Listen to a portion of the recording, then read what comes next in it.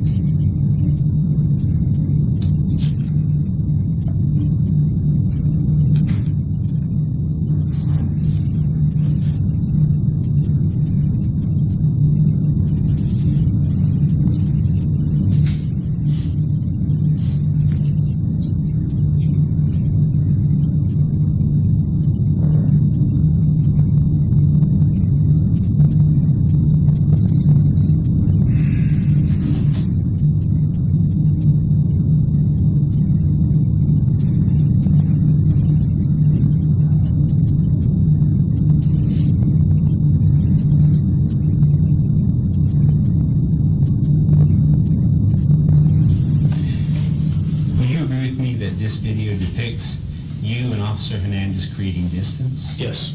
And you did so in order to create a safety barrier between you and Mr. Boyd. Correct. And you agree with me that there is a high-end show of force that is aiming the weapon at Mr. Boyd? Yes. And why is that done? Because he's still threatening us with our lives, with the knives. Now, what words specifically is Mr. Boyd using to threaten your lives? He's saying he's going to kill us. How is Mr. Boyd saying those words? He's angry. He's yelling them at us. As you heard those words and saw the expression on Mr. Boyd's face, did you have any doubts as to whether he was sincere in carrying out the threats he made against you? Yes. Objection, Your Honor. Calls for speculation. I think this is proper lay opinion. I'll allow the answer to stand overruled.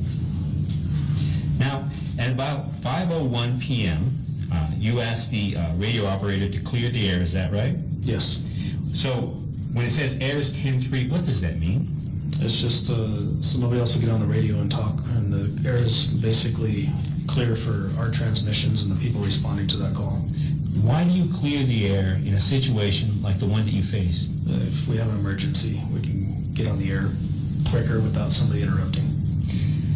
Now I'd like to play for you another portion of your video, the negotiations that you and Officer Hernandez had with Mr. Boyd. I'm specifically playing from what is marked as Exhibit B4 from your taser video, the time 7:40 to 9:15, and we're also referring to the transcript, which we have marked as Exhibit D1, and we are going from page 15, line 8, to page 17, line 16, and that's what we're going to present to the court at this time. Okay.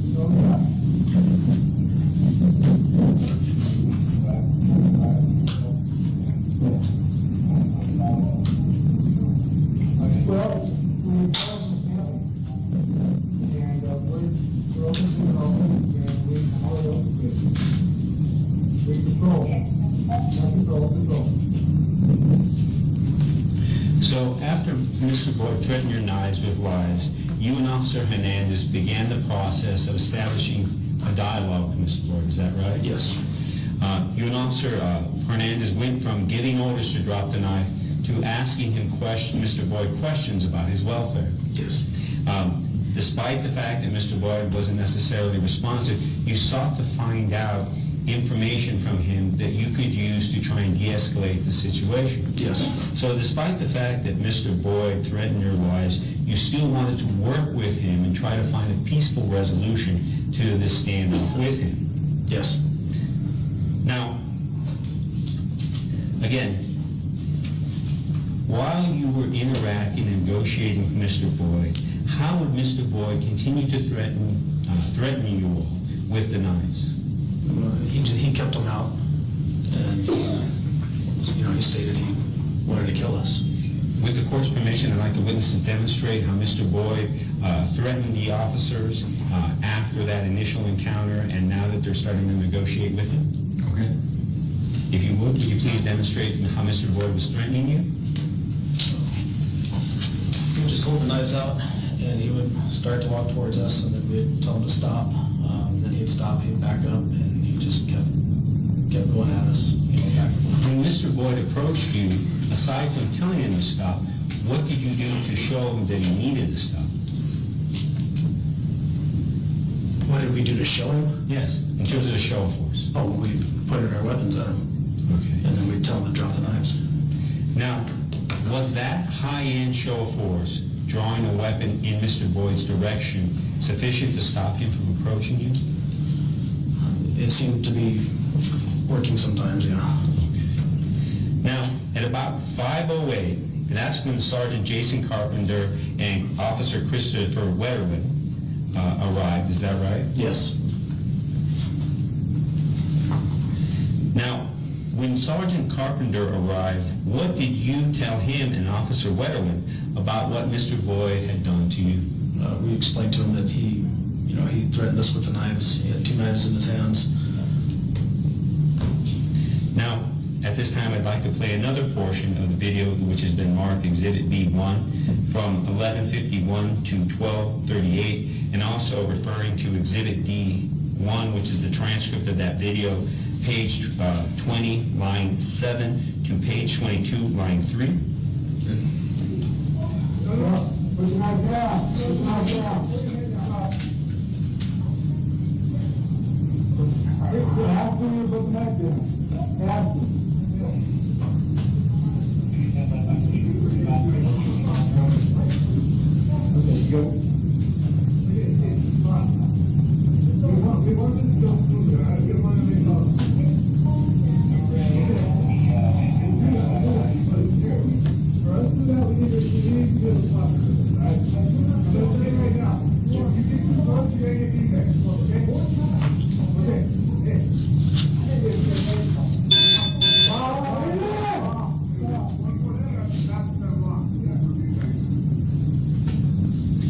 Now, that was a portion of the audio, because the video doesn't really show it, where Mr. Boyd was told to not to get any closer or he would be beanbagged. Correct. Now, from what you were able to observe from Mr. Boyd's behavior and reaction, how well was he able to understand those commands? He barely understood, but he still came forward. At this time, I'd like to play yet another portion of Exhibit B4, which is the Alexander fixed-in video. And I'm asking to play minute 10 to a minute 11:02. Okay.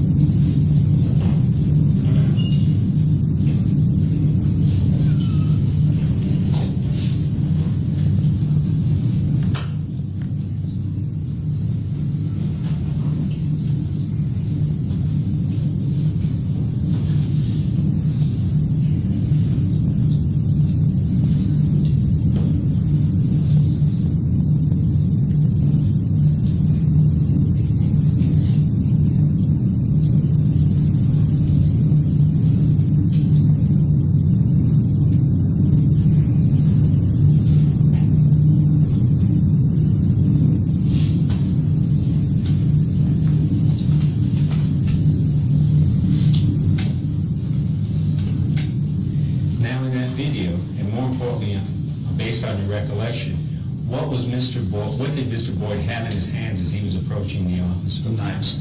And how was Mr. Boyd holding those knives? Just give me a display.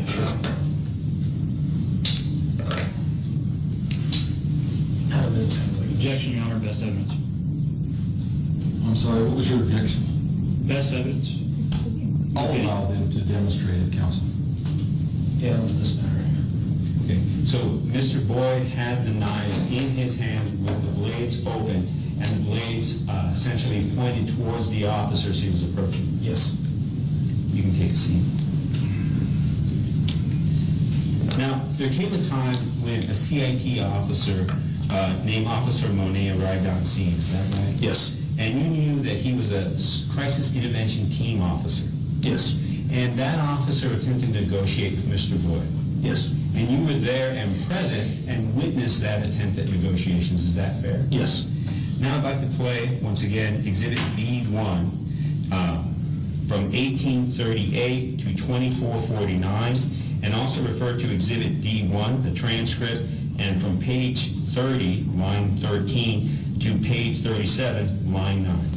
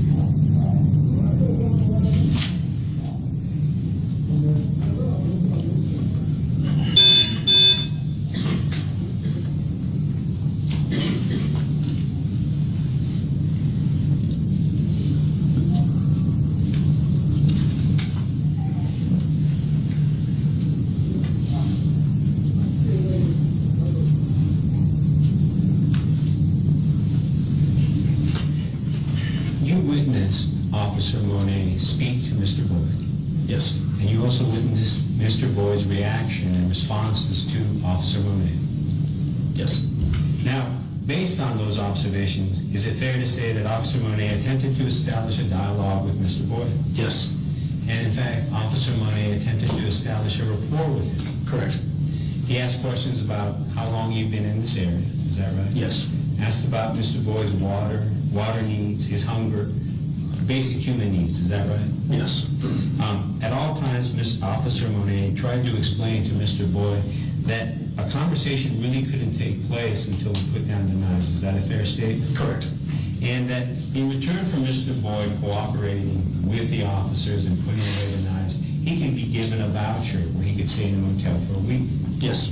Now, what did Mr. Boyd do in response to those requests, those questions, and those efforts by Officer Monet to try and de-escalate the situation and resolve it in a peaceful manner? I'm sorry, can you repeat that again? What was Mr. Boyd's response to Officer Monet's efforts to try and resolve this incident in a peaceful manner? He wasn't willing to negotiate. At this time, I'd like to play another video, and before I do that, Your Honor, I would ask the court respectfully if you could turn up the volume and make the video easier to listen to, because that's outside our control. At this time, I'd like to play Exhibit B1, and I'm playing from the 28 minutes, 59 seconds to 30 minutes and 31 seconds, and also referring to Exhibit D, the transcript, page 41, line 1 through page 43, line 1.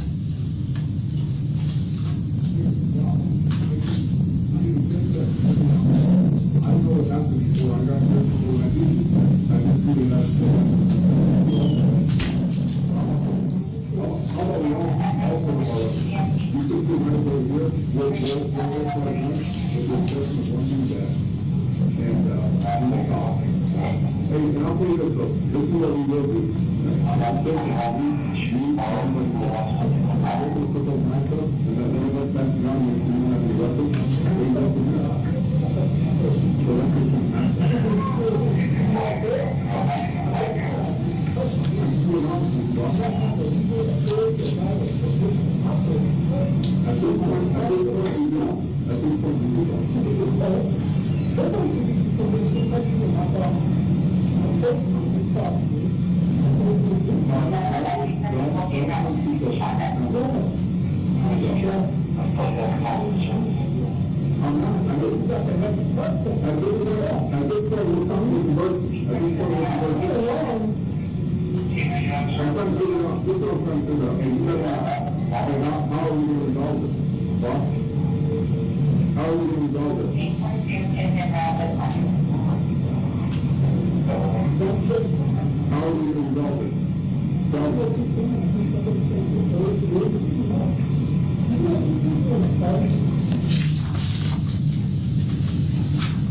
Now, there came a point when tactical officers arrived and removed the field officers, including the open space officers, from their interaction with James Boyd. Is that correct? Yes. And when they did so, you were brought down the hill, so to speak, to the service road. Yes. Now, when you were at the service road, did you have an opportunity to talk to a K-9 officer named Officer Ken Ronzo? Yes.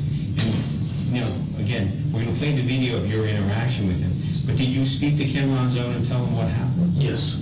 At this time, Your Honor, I'd like to play Exhibit B1B, which is, again, Officer McDaniel's taser camera video. And we're playing from the 27 minutes, 28 seconds to the end of this video that is already admitted in evidence. Your Honor, we're instead. Pause it for a moment. I'm sorry. May we approach? Yes.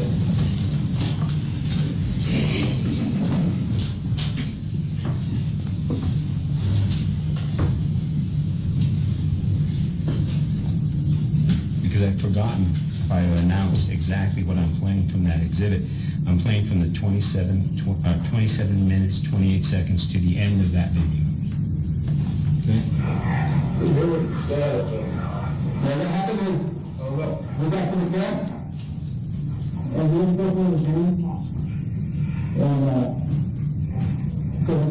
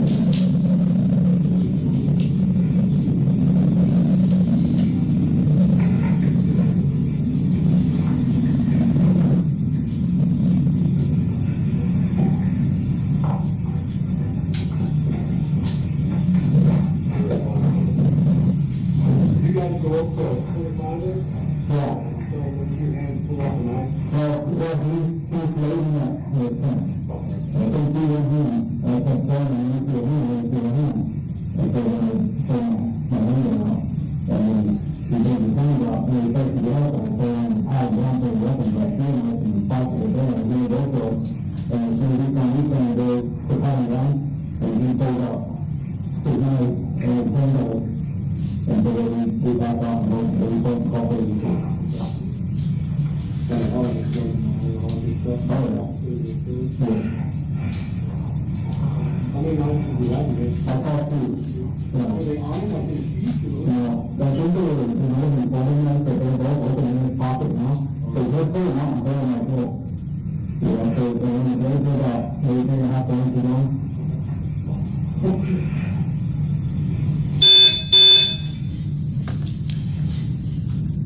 Is it correct to say that you wanted K-9 Officer Ken Rosendome to know the level of threat he was facing when he was eventually going to deal with Mr. Boyd? Yes. I'd like to take a moment to confer, Your Honor. Okay.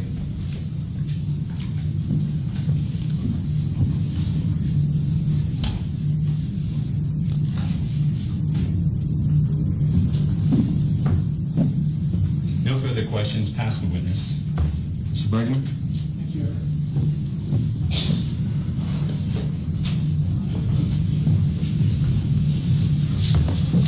So, good afternoon. Good afternoon. So once Mr. Boyd pulled these knives out on you, at that point, was it your intention that you were going to eventually arrest him? Yes. And what were you going to arrest him for? Aggravated assault with a deadly weapon on a peace officer. Okay, and is that a felony? Yes. Okay. And by the way, I know this is perhaps the longest you've talked about what has happened on that night, but has anybody from the DA's office, the special prosecutors, or anybody else ever indicated to you or other law enforcement that you did anything wrong in this? Objection, Your Honor. Relevance? Sustained. If I could have just a moment. Okay.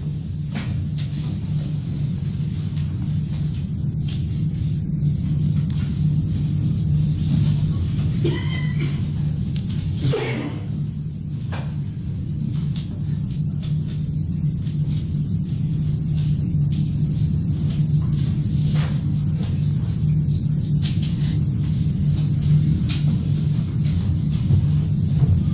One more thing. So, the city ordinance that originally he was violating, that's a misdemeanor, correct?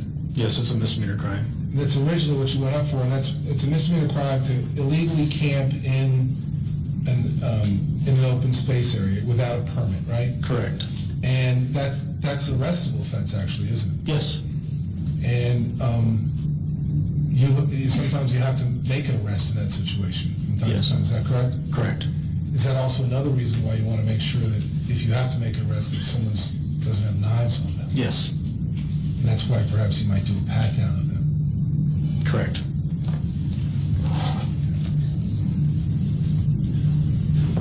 That's all I have, Your Honor. Thank you. Is there any redirect? Yes, Your Honor. Thank you.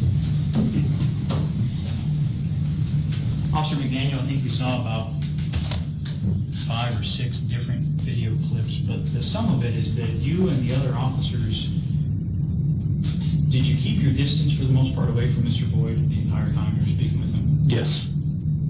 Did anybody at that point shoot Mr. Boyd? No.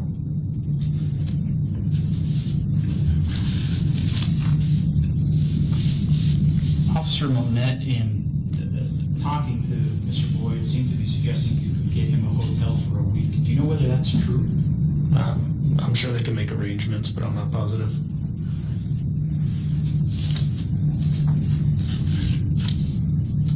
And just so I'm clear, you said on your cross-examination with the defense that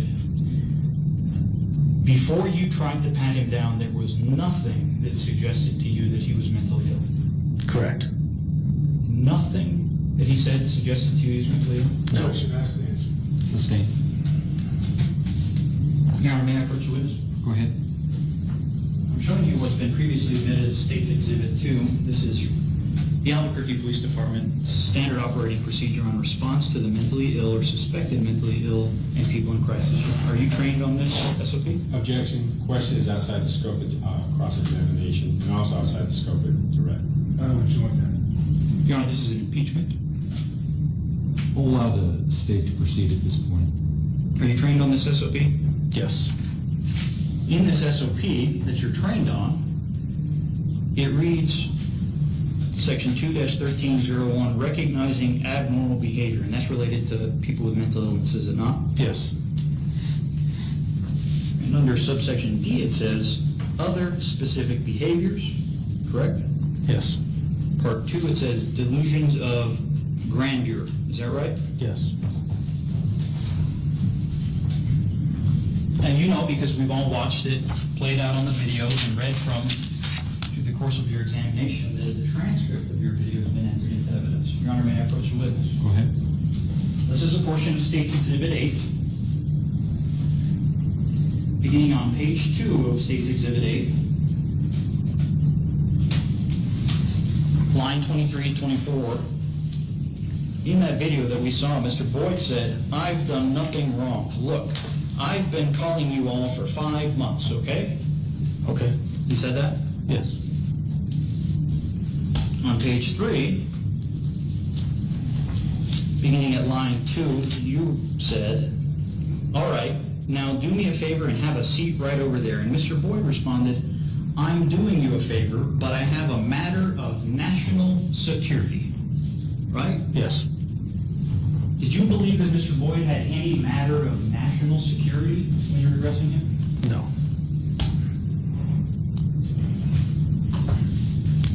Now, you also said that when you turned him around or attempted to pat him down, he said, "Don't touch me." Correct. That's what you testified here today? Right. Finally, on page 3, the truth is, line 9, what he said was, "Please don't touch me." Objection, leading. Rephrase the question, sustain. Is it correct that he said, "Please don't touch me"? Yes. Nothing further, Your Honor. I'll allow you to recross on that issue, counsel.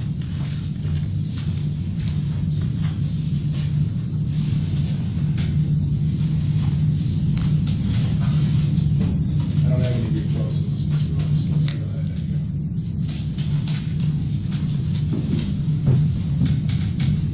When Mr. Boyd told you that please don't touch him, did that essentially keep you from fulfilling the duty that was necessary to ensure your safety, and that is to pat him down? Yes. So when someone asks you, "Please don't touch me," and you have the lawful right to pat him down, do you still do so? Yes. And the reason you do that is to ensure your safety, find any weapons, and prevent the suspect from doing something they might regret later. Correct. But Mr. Boyd didn't give you that opportunity, and instead he took the knives that you saw and tried to pat down and take from him and used them to threaten you. Correct.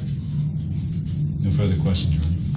All right, thank you. You may step down. May this witness be excused from the case? State. You may, Your Honor. Thank you. Defense? Yes. All right, thank you.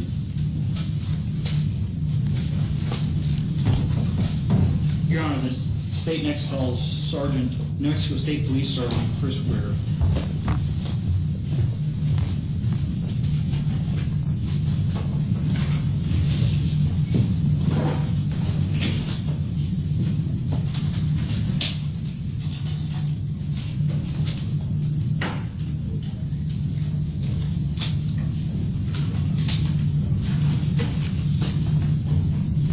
And Your Honor, with Sergeant Ware, we'll be playing a very short video.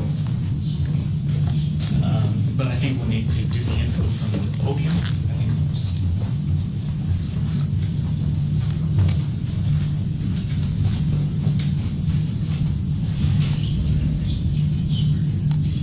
Raise your right hand. You swear or affirm under the penalty of law that the testimony you're about to give should be the truth, the whole truth, and nothing but the truth? I do. Please be seated.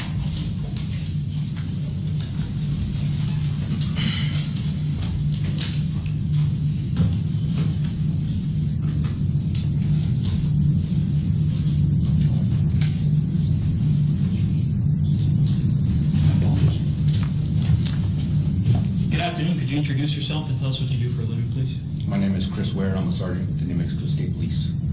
About how long have you been doing that, Sergeant Ware? Coming up on 18 years. Now, is it correct that, as it relates to this case, you arrived on scene after being dispatched because James Boyd asked for New Mexico State Police at one point? Yes. In the course of being dispatched here, did you also come across Keith Sandy, who you knew from New Mexico State Police beforehand? Yes, I did. So about what time were you dispatched on March 16th, 2014? I don't recall exact times. Somewhere around 4 p.m. or 3:30, 4 p.m. And do you know what part of Albuquerque you drove to? Yes, the foothills. Sir, could you scoot a little closer to the microphone, please? In the foothills off of Copper, call the exact address. And when you arrived and got out of your car, did you come across anybody who you knew? Yes, I did. Who was that? Detective Keith Sandy. And how did you know Detective Keith Sandy? He used to work for the New Mexico State Police. And was that at the same time that you had? Yes. What was Detective Sandy doing when you came across him? I was kind of walking around looking for the scene. While I was walking around, I saw Detective Sandy pull up, get out of his truck, and start putting his equipment on. So it appeared that he had just arrived? Yes. Did you talk to him about why you were there at the scene? Briefly, yes. Now help us understand how the New Mexico State Police camera and microphone systems work. Well, most of our police units are equipped with the Coban system. Once you engage your emergency lights, the camera inside the vehicle turns on, as well as the microphone on your belt. So is it fair to say that the camera is on the dash of the car, but the microphone's on your person? Yes.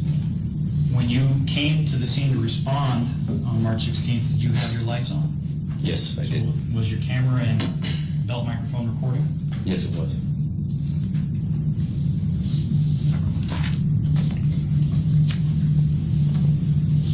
Now, have you watched and listened to the camera recording of your interaction with Detective Sandy that day? Yes, I have. Is that camera and recording fairly and accurately depict the view from the dashboard and the audio picked up by your microphone when you spoke to him? Yes, it does. Your Honor, at this time we move the admission of States Exhibit 12A and B, and 13, and my understanding is 13, which is a transcript, is stipulated to by the defense. Well, let me ask the defense, any objection to these exhibits being admitted? If I'm not mistaken, Your Honor, I did stipulate to 13, that's in. I just have a question as far as, since I've just received this morning, what all is on this? So, Is it just what's on the transcript? States Exhibit 12 is no transcript, just that short portion of the video. States Exhibit 12B is with the words from the transcript synced on the video. And that's it, that's it. Yes, sir. I don't have any objection. Mr. Rowe? No objection, Your Honor. Okay, thank you. The 12A and B and 13 will be admitted without objection.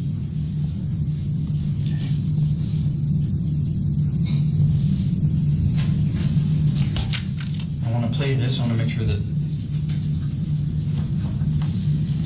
if I may, Your Honor, has the court changed the input over to the I podium? think they had the wires crossed, and I think I put it should be on defense, right? Actually, I think what we need is the podium The at this point, podium, Your Honor, because okay. that's the input up here.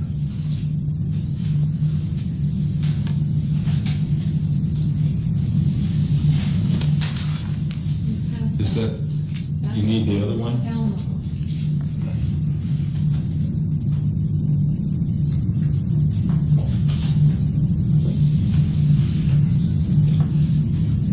Oh, there we go. All right. Here we are. All right.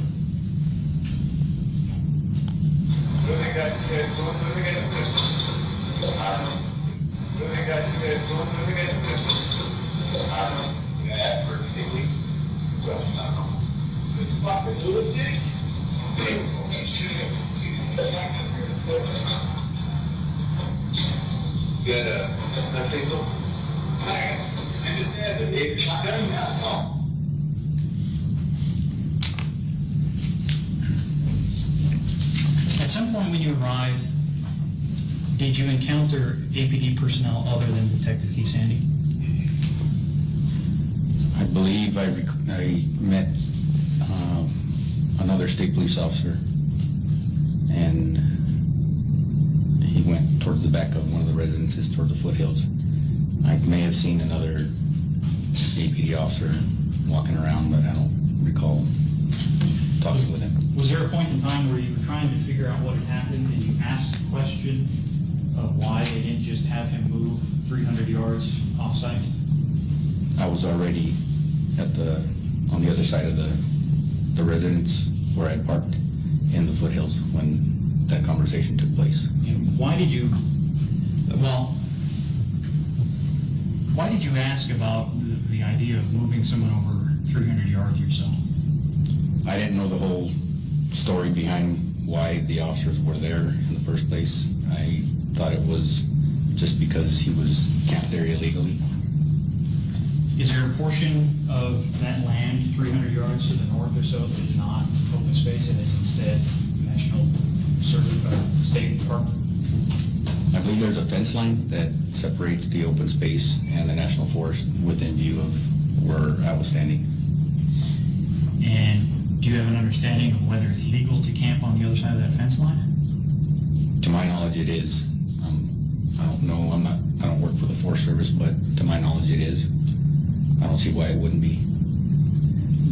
At some point in your time there, did you have any interactions with James Boyd? Yes, I did. Tell us about those. Well, after speaking with, I believe it was a sergeant to see what exactly was going on, why he requested state police. I walked up towards where Mr. Boyd was standing, asked him what was going on, what he needed from state police.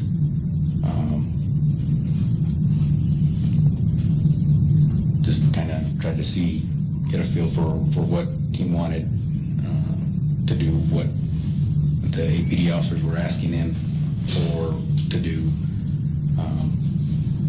He just kind of went off on tangents and saying he was a spy for the Department of Energy or some kind of an agent. Just random things that made no sense and were not believable.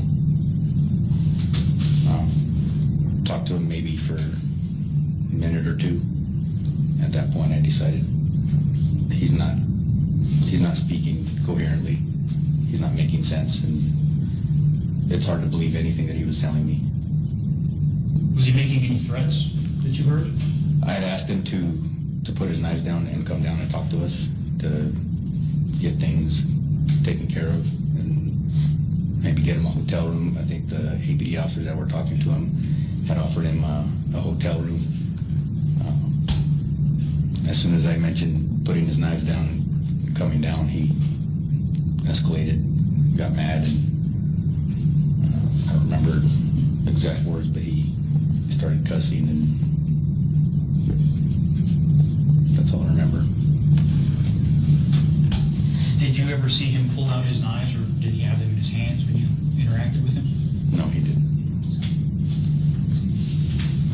Did you ever get close to him, or did you always maintain distance away from him? I maintained a distance of at least 30 feet, 30 to 40 feet. And maintaining that distance of 30 or 40 feet, is that consistent with your training that you received? Yes.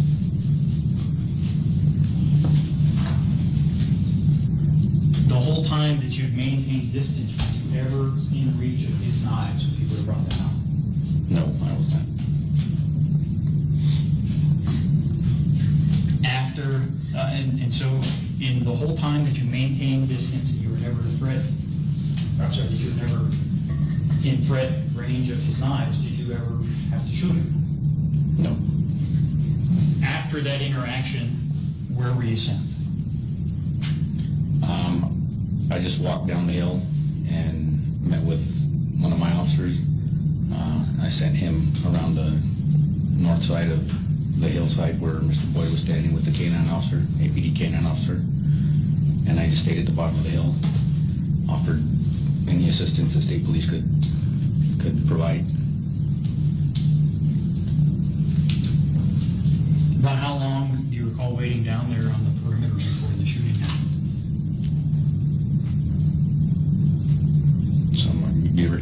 or so, hour, 15 minutes. I'm sorry. I didn't hear you. Give or take an hour, hour and 15 minutes, somewhere around there.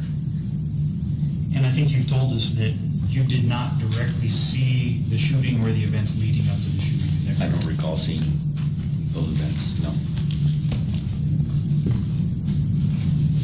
Pass witness, Your Honor. Cross-examine?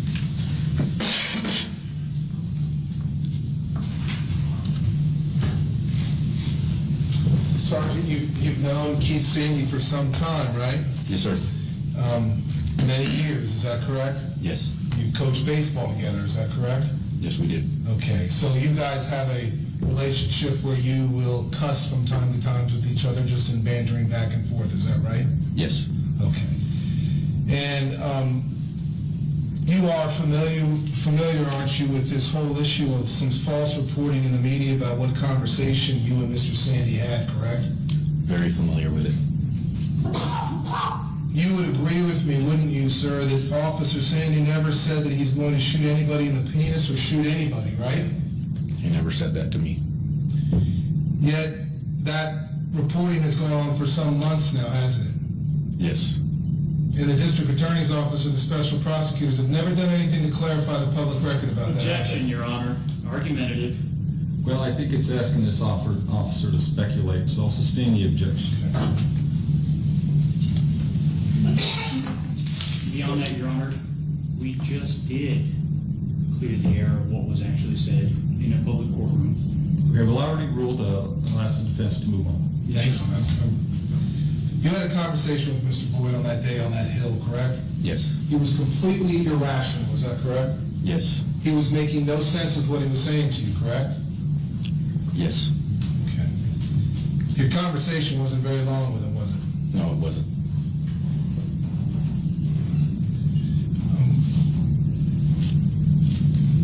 After that, you did see the canine officer, though, talking to Mr. Boyd, and you were from a distance, but you saw the canine officer talking to Mr. Boyd, trying to get him to cooperate, correct?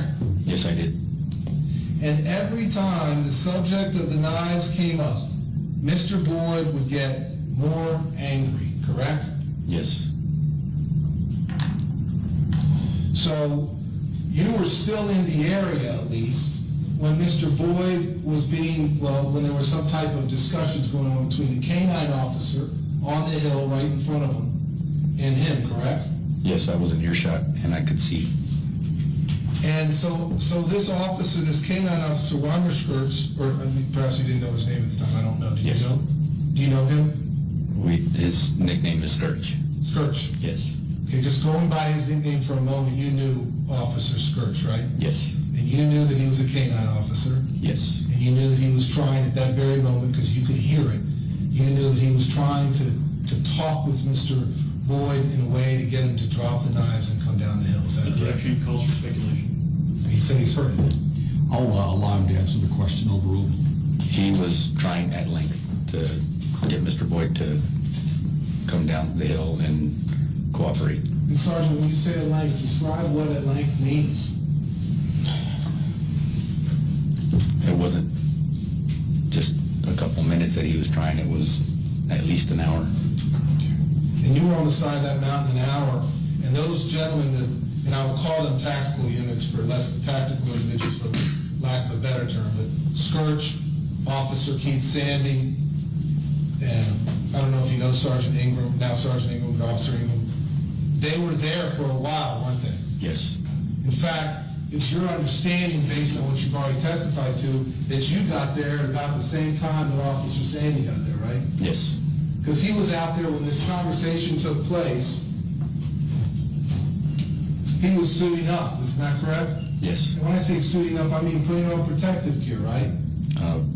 Load-bearing vest for his body armor and rifle, taser shotgun, And you've been in, I'm sorry for interrupting you, I didn't mean to. handcuffs, mace, all. And you've been involved in tactical units with the state police for years, haven't you? Yes. And the reason you put that on is to protect yourself from dangerous people, right? Yes.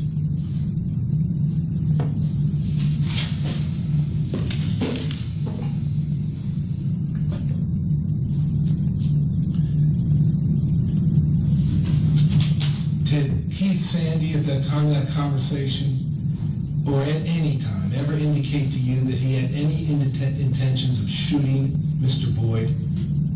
Objection, Your Honor. Calls for hearsay. Ask him if he expressed to him any intentions. Well, I agree, it does call for self-serving hearsay, so if you can rephrase it in another form, I'll allow you to ask a question.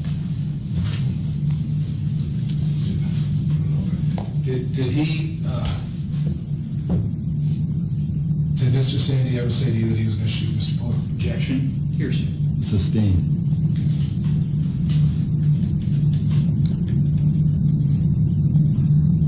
Were you ever concerned at any time that Mr. Sandy had the intention of going up and shooting Mr. Boyd? No. Objection, foundation, relevance.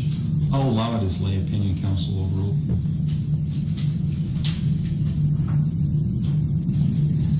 You're not giving any opinion on the tactical, the Albuquerque Police Department's tactics involved at the specific time Mr. Boyd was shooting, correct? Was shot, correct? Every incident can be handled differently, so I'm not going to give an opinion on tactics. Okay. Now, I think you said you've been an officer, stayed with the state police, and now you're a sergeant for 18 years? Yes. During that time, have you got training in how to deal with people that are, for example, perhaps using knives against you in a close area? Yes. What does that training tell you in general about the threat of someone with a knife? Well, there's a drill called the Tooler drill that we train on initially, and it's basically an attacker with a knife from 21 feet will attack somebody, an officer, armed, and get to that officer before the officer gets shot off to stop the threat. And do you consider someone with a knife in close proximity to you, if he is brandishing that knife, a deadly threat? If there's no obstacles to take cover behind, yes. And what is your understanding of your training if someone in close proximity, say less than 10 feet, what is your understanding of your training? What is your response supposed to be if someone attacks you with a knife or threats? Objection, ultimate issue, Your Honor. Well, I agree, and I think we're getting beyond the scope of the direct exam, Mr. Bregman, so I sustain the objection. Okay.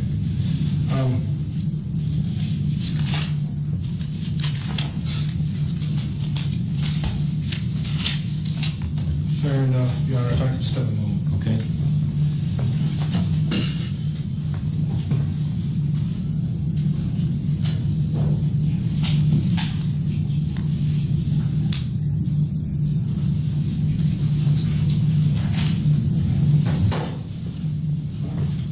I don't have any other questions, thank All you. right, sir.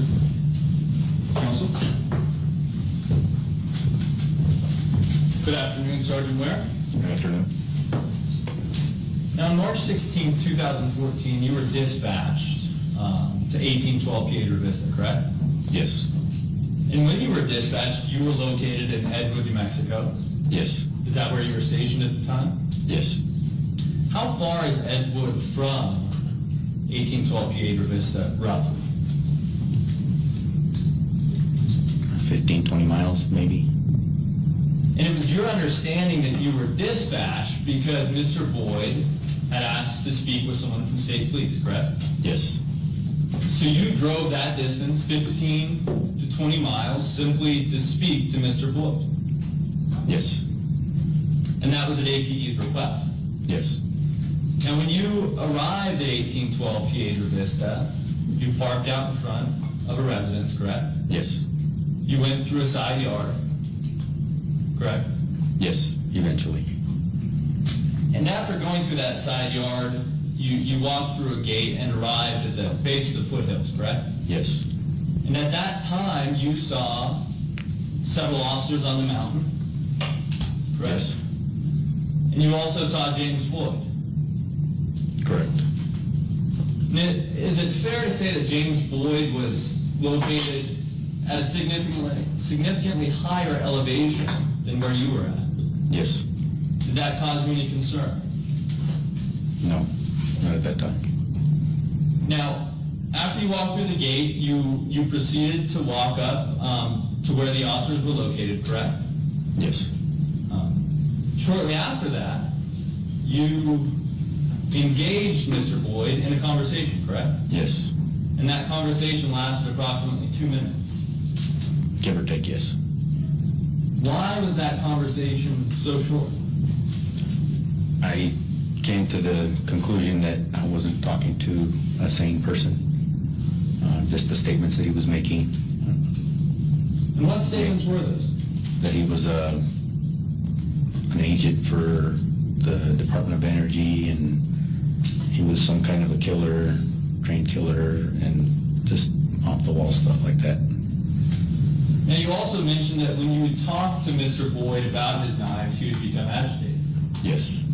Were you able to see the knives Mr. Boyd had? No. How were you aware that Mr. Boyd was in possession of knives? I was told by the first APD, I believe he was a sergeant, that he had knives in his pockets. And you questioned Mr. Boyd about those knives? Well, I brought it up. I asked him to put the knives on the ground and come down and talk to us. And that led to him being agitated? Yes. Now, during your direct examination, there was mention of having Mr. Boyd move 300 feet to the east, essentially, correct? Yes. And what's located 300 feet to the east? The National Forest boundary. Now, after you spoke to Mr. Boyd, based on the observations you made of him and the things he said and did you believe he would be willing to move 300 feet to the east? I didn't believe he was going to cooperate at all. Now, after you spoke to Mr. Boyd for roughly 2 minutes, you moved back to the base of the hill, correct? Yes. Once you were at the base of the hill, what did you do? I met with one of my officers and had him go on the north side of the hill with the K-9, an APD K-9 officer. I stayed at the bottom of the hill. I believe I met with another APD supervisor, and that's when I was told that he had threatened the officers with knives. And how long did you remain in that position at the bottom of the hill? As I said earlier, probably an hour and 15 minutes. And you were there at the time of the shooting? Yes. But you didn't actually see the shooting, correct? No. You didn't see the events that occurred immediately before the shooting, correct? I could hear the Officer Skirch, Warmer Skirch, talking and trying to get him to come down and drop the knives and come down and talk to us. That whole entire time. That's all I recall hearing. But you didn't actually see the shooting itself? No. Now, throughout your long career in law enforcement, have you had an opportunity to work with Officer Dominic Perez? Yes. You're familiar with his appearance? Yes. And on March 16th, 2014, you were familiar with Officer Perez's appearance? Yes. Do you recall during the time, well over an hour, during the time you were at the scene of the March 16th incident, do you ever recall seeing Officer Perez? I believe he was with Officer Sandy and Officer Warmer Skirch. At the end, when the shooting occurred? Yes. I don't recall seeing him coming up the hill. So prior to the time the shooting occurred, you did not see Officer Perez at this incident? I don't recall seeing him. May I have a moment to confer, Your Honor? Yes.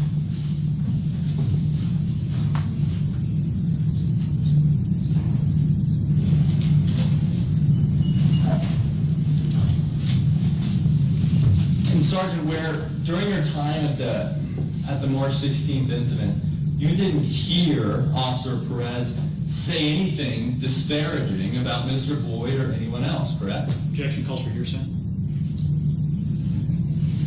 Well, I'm not so sure. I think he didn't hear anything, so I'll allow the question to be asked and answered. I don't recall hearing anything from Officer Perez. Thank you, Sergeant Ware. Do you have any redirect, Counsel? Yes, Your Honor. Okay.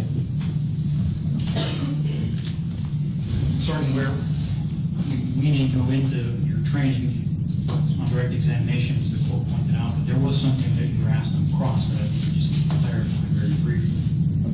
You're talking about the Tooler drill, and I think you represented to the court that your understanding, or what you told the court, was that the Tooler drill means that an individual armed with a knife 21 feet away can get to an officer before an officer can shoot them, is what you said. That's from the holster, yes. And that's the point I wanted to make clear. Is it correct that the Tooler principle and the Tooler drill is that assumes an officer not expecting an attack and with their weapon in the holster at the time? That specific drill, yes. Nothing further. Sergeant Wright, forgive me, but I'm still not fully clear on this issue about 300 feet to the forest. Whom did you mention that to when you suggested moving Mr. Boyd 300 feet to the forest? I believe it was one of the APD sergeants that I had met with. I don't recall his name, but I had met with him and asked him if that option had been given prior to my arrival. And when you had contact with Mr. Boyd, did you suggest that to him at all? No, I did not. All right, thank you. You may sit down. May he be excused from the case, State? He may, Your Honor. Defense? Yes. Yes, Your Honor. Okay, thank you.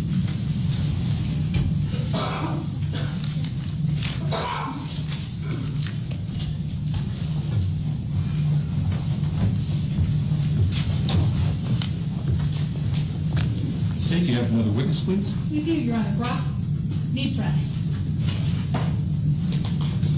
Do you swear or affirm under penalty of law that the testimony is about to give shall be the truth, the whole truth, and nothing but the truth? I do, Your Honor. Please be seated. Good afternoon, Officer Newport. Can you introduce yourself to the court, please, and tell them what you do for a living? My name is Brock Niprath, and I work as a full-time salaried law enforcement officer for the Albuquerque Police Department. And were you one of the two CIT officers who responded to James Boyd in the first hour or so he was on the mountain? Yes, ma'am, I was. Can you explain for the court what a CIT officer is? And maybe let's start with what CIT stands for. CIT stands for Crisis Intervention Training. The purpose of the CIT program is to equip certain field officers to deal with individuals that are either suffering from mental disabilities or handicaps, or those people that are just suffering a crisis situation. Do CIT officers have special training that regular field officers don't have? Yes, ma'am. What kind of training is that? After the academy, we apply and applied to receive a special 40-hour block of training that includes scenario-based training and advanced training in dealing with people with mental illness. When you say scenario-based training, do they actually play act with you, someone being mentally ill, and how you deal with that? That's correct, ma'am. All right. And was that helpful for you, that training, in understanding how to deal with mentally ill people on the street? Yes, ma'am, it is. And what then do they use the CIT officers for once they come out of their training? How are you utilized on the force? We generally tend to respond to what we would call mental patient calls, or individuals with no mental illness. Oftentimes we're responding to suicide calls because we're trained in large part in de-escalation skills. And so our basis for training is dealing with people that are in crisis to de-escalate them from their state of crisis into a cooperation state. Okay. In your training, did they talk to you about dealing with homeless and mentally ill citizens? Yes, ma'am. Is the homeless population at greater risk of being a victim of crime than someone with a home? You know, I couldn't answer that, ma'am. I don't know whether that's a truth list or not. Okay, I'm just wondering if that was something they covered in your training. Not that I recall, ma'am. What kinds of risks do homeless people have living on the street without a home? I mean, they're open to the dangers of weather. They are open to crime. They have just different problems than most people with homes have. Yeah, I think the most recent example is the fellow who was sleeping by the side of the road and people threw fireworks on him and set him on fire. Did you hear about Just that? relevance, Your Honor. Sustained. Is it, in your training, did you learn that a large percentage of homeless people sometimes suffer from mental illness? Yes, ma'am. Okay. Why is that? Why did they tell you in your training that many homeless people suffer from mental illness? In large part because due to their mental illnesses, they either can't afford a home or choose not to live in a home because of either the delusions they have or the side effects of their mental illnesses. And are there any problems with them living in a place like a homeless shelter, homeless people? I mean, the mentally ill people. It depends on what they're diagnosed with. Not all people with mental illness or mental disabilities would be considered dangerous. Some are, some aren't. So it depends on what the diagnosis is and how they behave. And can some people with some certain diagnoses, when they're around people, exacerbate their concerns and their problems? Yes, ma'am. Now, mental illness is not something that people choose, is it? No, ma'am. Who can be afflicted with mental illness? Anyone can. Is anyone immune from being afflicted with mental illness no matter what age they are? Not to my knowledge, ma'am. Lawyers can be afflicted with mental illness? Yes, ma'am. Judges? Yes, ma'am. And even police officers? Yes, ma'am. And in fact, in one of the great ironies of this case, one of the officers who responded to the scene of the Boyd shooting was diagnosed with mental illness shortly after this encounter. Is that not correct? Objection, Your Honor, relevance. Relevance, Your Honor. This is Sustained as to relevance. People suffering from different types of mental illness may respond in different ways to a situation. Is that right? That's correct, ma'am. And were you trained to deal with people suffering from something called paranoid schizophrenia? As I said, we do scenario-based training, and in some of the scenario-based training, we do deal with individuals that exhibit the symptoms of paranoid schizophrenia. Your Honor. And how do you recognize somebody who's suffering from paranoid schizophrenia?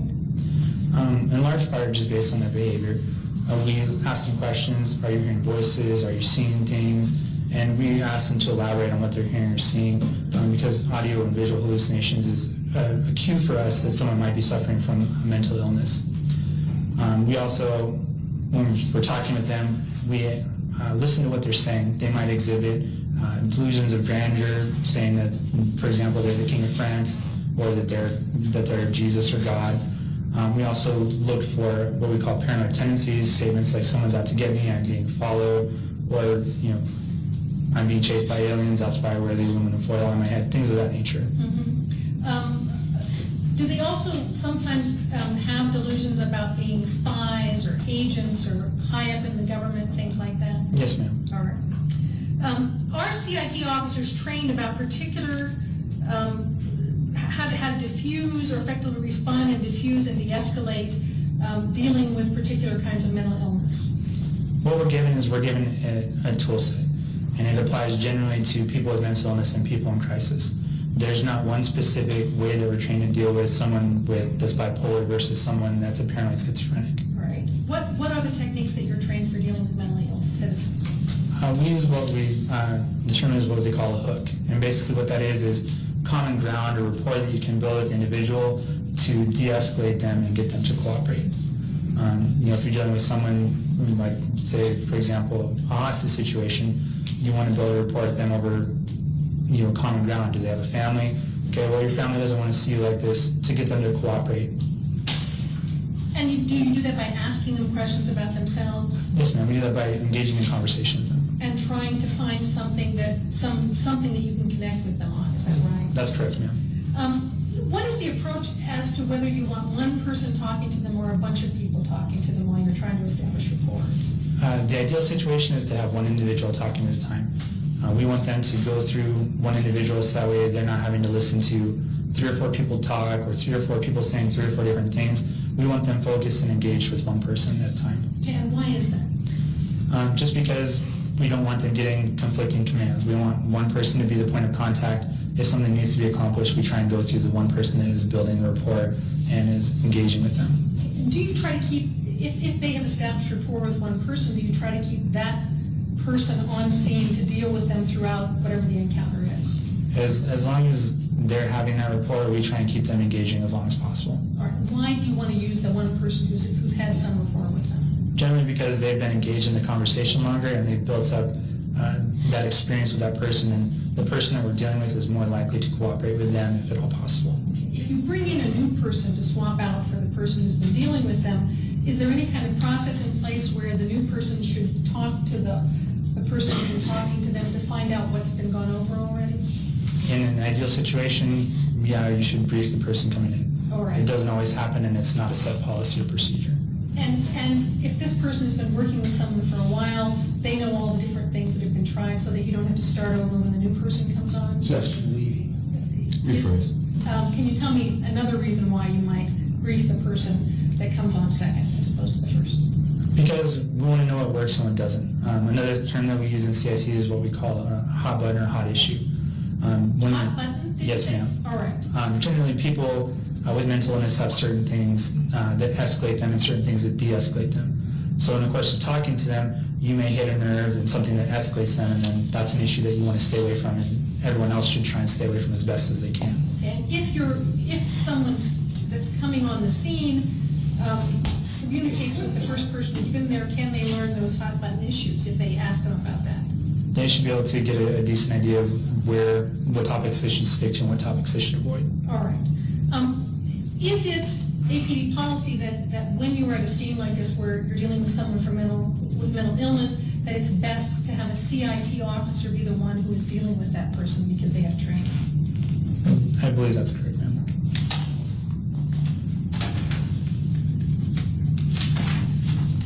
What kind of things de-escalate a situation? Ideally, we want to get them to stop thinking about what's going on and try and redirect them into something that they care about. Like I said, individuals, families, sometimes pets, they care about their pets, and try and assure them that the situation can be solved without any violence or use of force, and try and get them to de-escalate and cooperate on their own.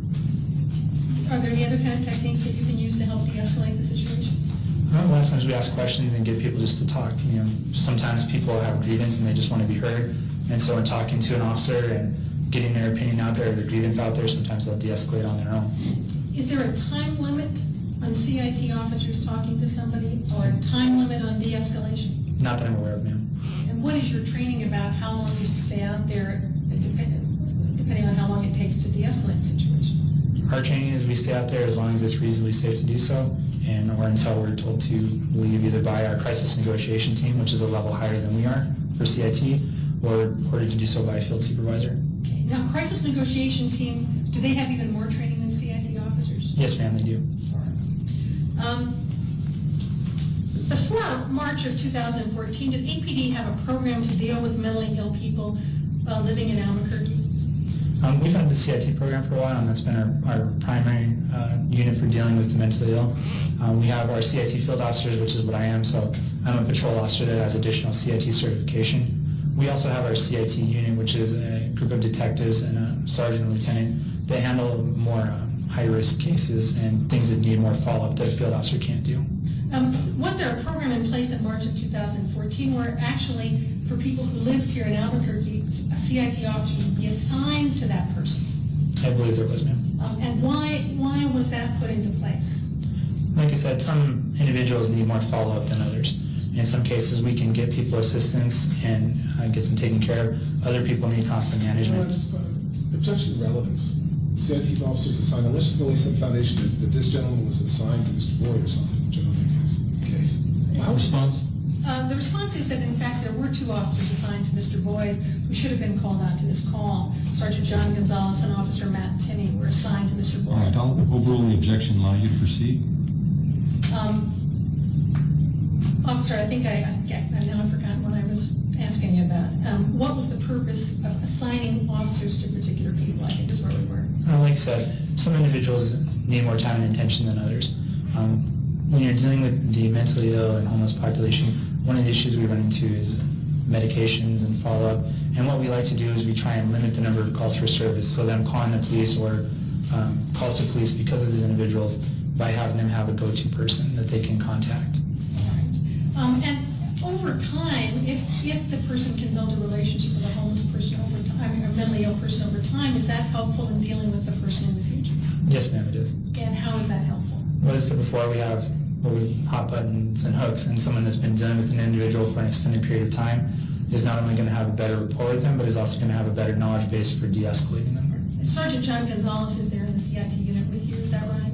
I believe he is. And Officer Matt Tenney was also in the CIT unit with you? Yes, ma'am. And were you aware that they had been assigned to James Boyd for about the 2 years before this incident happened? I have after the fact, but I don't believe I was at the time. No. Okay. Do you know that now, sir? Yes, ma'am. And were they able to successfully deal with James Boyd without any kind of violence during the 2 There's no years? objection, we're going way off on a tangent here. There's been no evidence provided whatsoever of this. I don't know if this is based on hearsay or him just saying this. Your Honor, I think we're going far afield of what's relevant as to whether or not these officers. Response? Your Honor, I think it is relevant that that APD should have called these officers out and should have known that these were the people who dealt successfully with him over the last 2 years. I'll allow you to proceed. Go ahead. I wouldn't have any information on their specific interactions with Mr. Boyd. Okay. In any event, on March 16th, 2014, nobody called Sergeant John Gonzalez or Officer Matt Tenney to come deal with Mr. Boyd, did they? As far as I know, no, ma'am. All right. Does APD train you on how to keep yourself safe while dealing with someone who is mentally ill? Yes, ma'am. Can you talk about how you do that? One aspect of it, ma'am, is we like to keep our distance. We don't want to close in on them or agitate them. We said we want to stay away from hot buttons and keep them as calm as possible. We like to maintain distance and maintain dialogue. We also like to have backup or assisting officers with what we call a force array, so different use of force options available to us should we need to use them. Okay. And does that include both non-lethal and lethal force? Yes, ma'am. Let me ask you about distance, because how does that work when you're dealing with somebody as far as keeping yourself safe? There's a drill that they teach us in the academy. It's called a Tooler drill, and it's a nationally recognized drill. And what it is, it's used for dealing with people with armed weapons. In a particular case, it says that if you're dealing with an individual with armed weapons and you're at a distance of, at the time when I was trained, it was 21 feet, but I believe now they've extended it to 31 feet.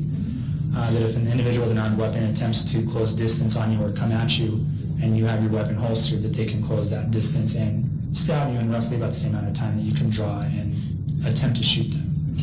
So we like to keep our distance for those kinds of reasons. And do you try to keep approximately that distance? If at all possible. I mean, in some cases it's not possible. In other cases, if it's at all possible, we'd rather use a phone to contact them and distance ourselves even farther from the situation. All right.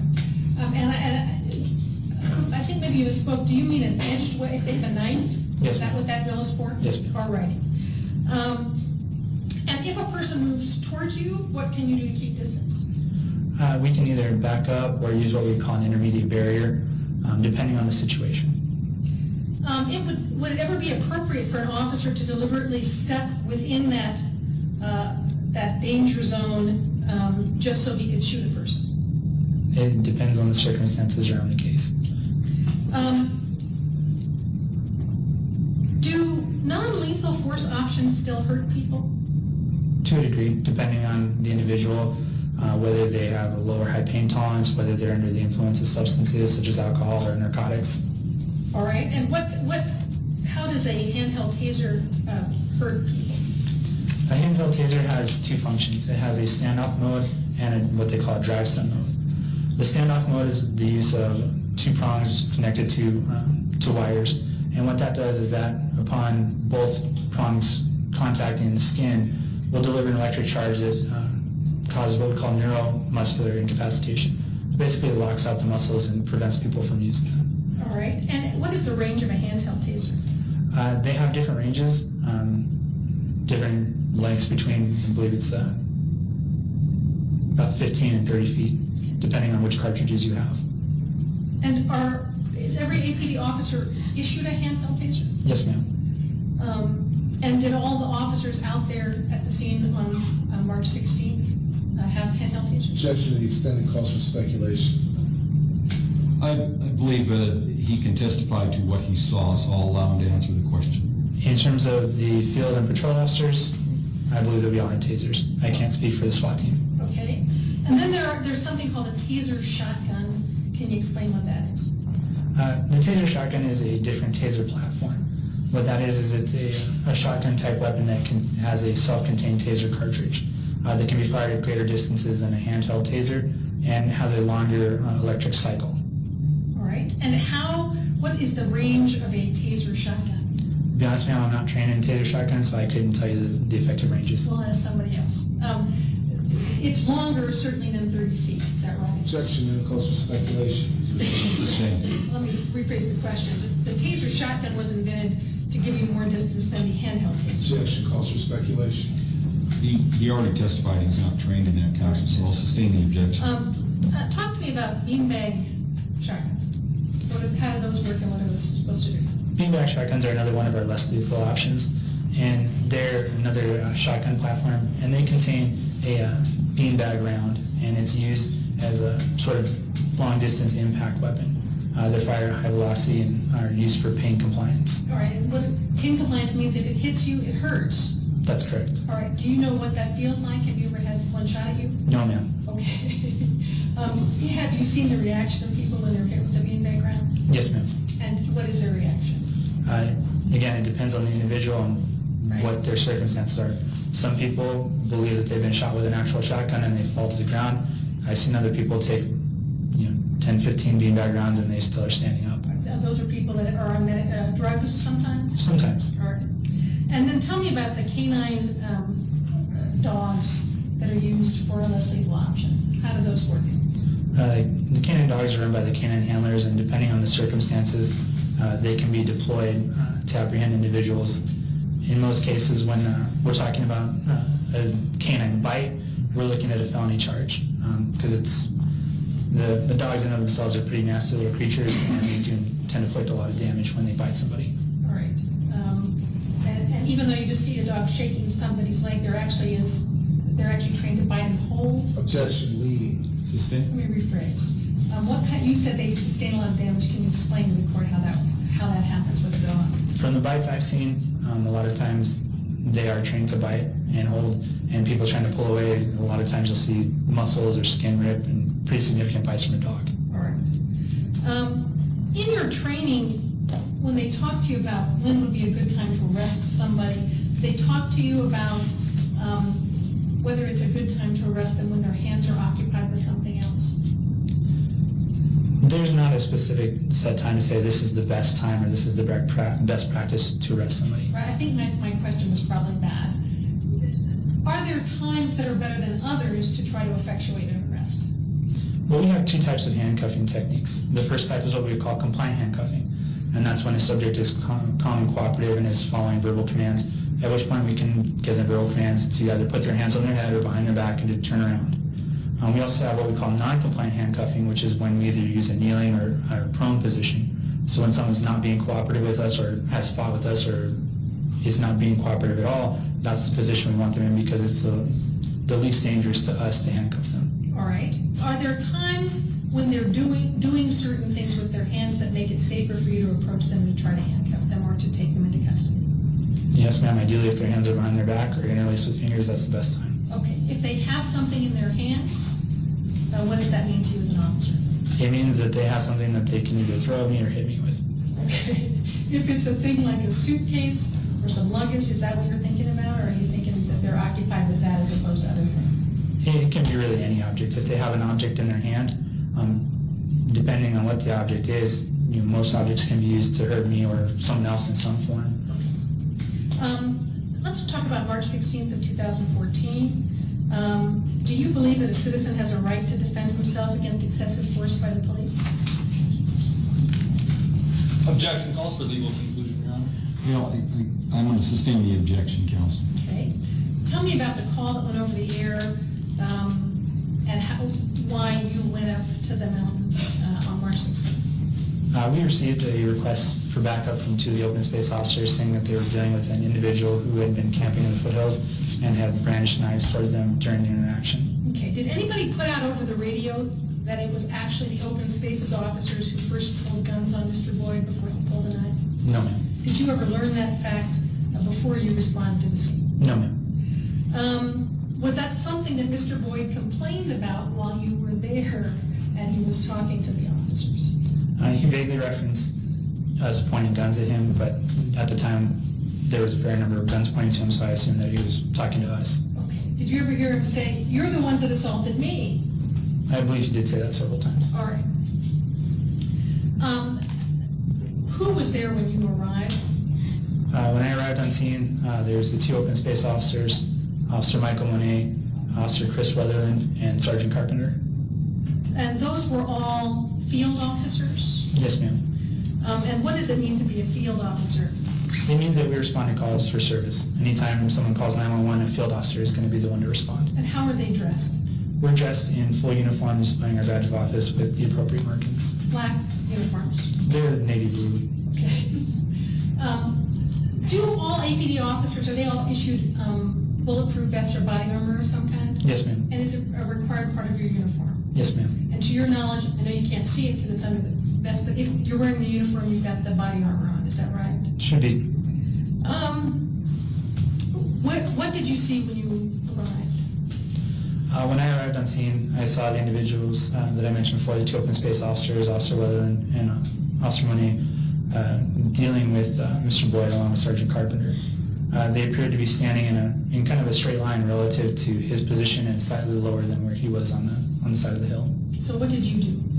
When I arrived on scene, I saw that Officer Monet was already conducting the CIT portion of the call. He's a CIT officer, and he seemed to be at least able to engage Mr. Boyd in some type of dialogue. So I spoke with Sergeant Carpenter and advised him that I was moving to a higher ground position so that we could get what we call a tactical L. Can you explain what that is? A tactical L is positioning that we like to use in police work, and what it is one individual either directly in front of behind the individual and another officer to the side, so that way should we have to... Like this? Yes, ma'am. Okay. So that way should we have to either use some type of force, either shooting or other things, that officers aren't getting into a crossfire situation, and we're just kind of spreading out so that we can't be attacked at the same time. Can you talk about crossfire? You don't want to line up across from each other because if you have to shoot, you might hit another officer. Is that right? Actually, Could you explain crossfire, please? Crossfire is a situation where you have two individuals in a position where if they open fire, there's the potential that they could hit each other.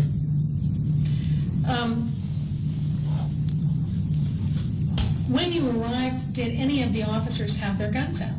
Yes, ma'am. Who had their guns out? I believe the two open space officers had their pistols out, and I believe Officer Weatherland had a beanbag shotgun. Can you talk about how things developed after you arrived there? After I arrived on scene and moved to the position a little higher up on the hill than everyone else, where I could have a better vantage point, Officer Monet continued to try and de-escalate Mr. Boyd. And Mr. Boyd was fairly up and down. At times he would calm down, then he would re-escalate, then he would calm down. And he kept requesting for the state police, saying that he didn't want to deal with us, he wanted to deal with the state police. How would you describe his position when you say he'd go up and down? I mean emotionally. All right. When I say he's escalating, going up and down, I mean he's becoming agitated, and then he's calming down, and he's becoming agitated again. Okay. How long did it take you to determine that he was mentally ill? During our initial contact with him, he had made several statements about being a secret agent and being directly tied to the nation's economy and having information that could crash the stock market. For those of us that are CAT trained, like I said, those are cues that someone may be suffering from mental illness. You didn't believe that those were all true? No, ma'am. All right. At some point, was Officer Monet able to de-escalate the situation enough where everybody put their guns away? No, ma'am. I don't believe he was ever able to accomplish that. Okay. Did the field officers, including the open space officers, put their guns away? Not that I'm aware of, ma'am. Okay, I'm going to show you a picture in a second. What was your role in this group of field officers that were up there? At the time that I arrived on scene, I was carrying an AR-15 .223 weapon, which is a long gun. So due to the way we were set up, I moved to a higher position and was maintaining cover on Mr. Boyd as a lethal contingent in case something happened. All right, and let me hand you what's been marked as State's Exhibit 26D. And can you identify this as how, the position of how the officers were arrayed on March 16th after you arrived, the field officers? That does appear to be correct, ma'am. Okay, are you depicted in that particular photograph? I don't believe so, ma'am. You're on move 26D. B? D as in dog. Okay. Any objection to 26D? No. No objection, Your Honor. And Judge, if you could It will be switch, admitted. maybe you could switch that over to the Elmo, Judge.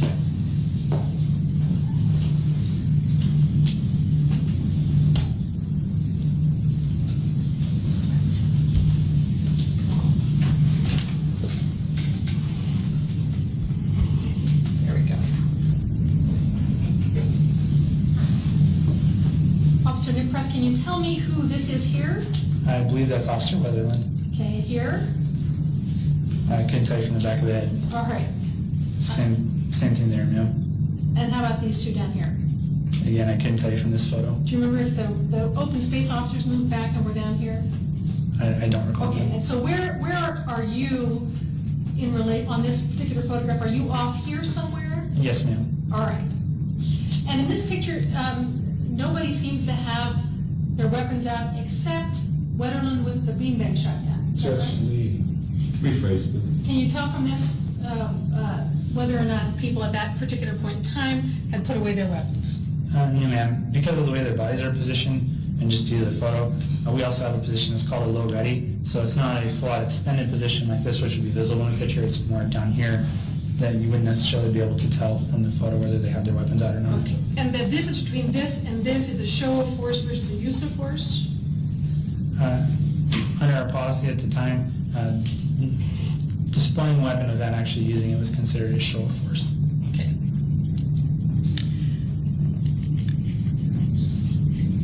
During the time that you were up there with him, did you ever see him take out any knives? Not that I recall, ma'am. And do you rank sort of the postures that people have from passive to neutral to aggressive? Yes, ma'am. And what kind of postures did you see Mr. Boyd take on during the time that you were there? Well, as part of postures, we also include verbal and nonverbal cues. Sure. In my time on the Hill, I heard Mr. Boyd threaten Sergeant Carpenter, saying that he didn't like him and that he was intending on hurting him, at which point he stuck his hands in his pockets where we believe the knives to be located. But he never pulled them out? Not to my knowledge. Okay. As far as neutral or aggressive or passive postures, did he go through all of those while he was up there, or? Yes, ma'am. He kind of cycled through all the different stages. Like I said, he would calm down and then re-escalate, calm down and re-escalate. Okay. Was there any time where he ever ran at the officers? Not that I saw, ma'am. And given the position of the officers, did you think they were in a safe position relative to Mr. Boyd? I thought that that position wasn't the best tactical position, which is why I moved to the higher ground. Okay. Did you suggest to the other officers that they move back or move away from Mr. Boyd? No, ma'am. While the field officers and CIT officer Monet was talking to him, did anybody ever shoot him? No, ma'am. Are you trained in CIT that words can't hurt you? What does that mean, ma'am? That words alone can't hurt an officer? No, ma'am. Threats alone don't actually hurt an officer, but they're an indication that a threat is either coming or that there's a potential for a threat. Right. What do they train you about? Whether somebody says very obnoxious things to you, whether that gives you the authority or the legal right to use any kind of force on that person?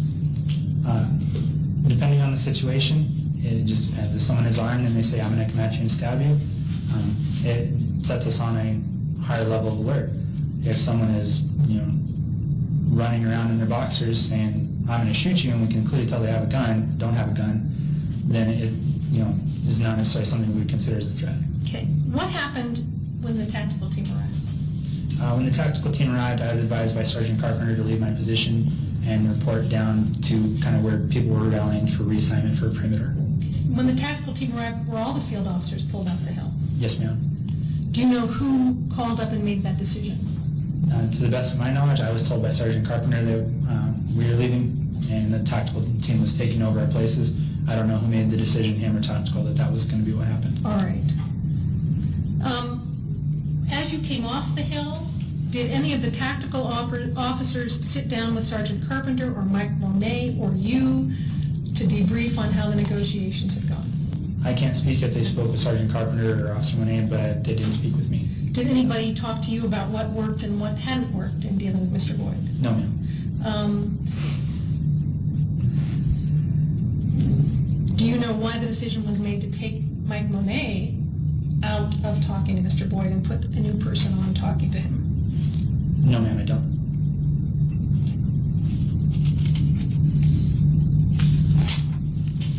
If I can have a second, Your Honor.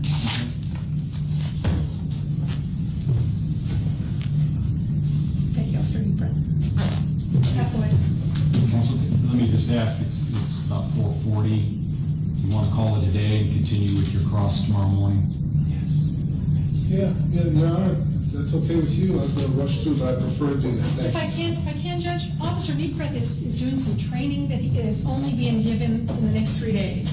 And the reason we put him on this afternoon is so that he can get through his testimony and get back to his training program tomorrow morning. And he won't be able to repeat it for a long time if he can't go tomorrow morning. And he needs it to be able to be promoted in APD. That's why we put him on. You know, I'm sorry, how long is your cross going to take, Mr. Brigham? Probably a half hour to 45 minutes, I'm thinking. And Probably about a half an hour to 45 minutes, Your Honor. Could we bring him back perhaps tomorrow afternoon, Judge, so he can go to his training tomorrow morning? at what time? The same time in the afternoon, like 3 o'clock is what we were trying to shoot for with him, and put him on in the afternoon and have the cross done. I prefer to put him on. I don't know about anything about this training and how important it is. Do you have any objection to doing that, Mr. Brigham? I guess not. I guess if that's the best thing that we can work out. I'd rather do that than cut it short today. No objection, Your Honor. All right, we'll have him back at around 3 o'clock tomorrow, and we'll continue with the cross-examination and redirect. All right, you be stepped in. And thank you for that consideration, Your Honor.